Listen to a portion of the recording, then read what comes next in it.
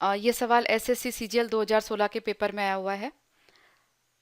a plus B की value 5 है और आपको a माइनस 3 रेस टू 7 और b माइनस 2 पावर 7 इसकी वैल्यू निकालनी है।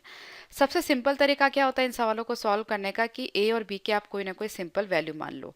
अब आपको खाली वैल्यू मानते हुए क्या ध्यान रखना है कि अगर क्वेश्चन में दिया हो कि दोनों में से कोई जीरो नहीं हो सकता या नेगेटिव नहीं हो सकता या सेम नहीं हो सकता, तो आपको ध्यान रखना है, बाकी आप कोई भी वैल्यू ले सकते हो।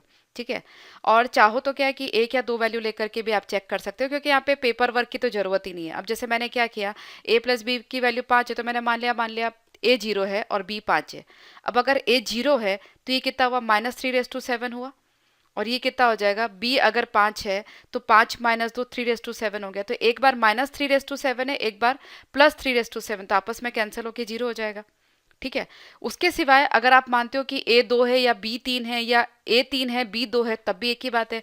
अगर a को मैंने 3 और b को 2 माना तो भी जीरो आ रहा है। a को 2 और b को 3 माना तो यहाँ पे -1 रेस टू 7 और +1 रेस टू 7 आएगा तो भी जीरो हो जाएगा। तो कुछ भी करके ऐसे सवालों के लिए पेपर वर्क की जरूरत नहीं है। ठीक है।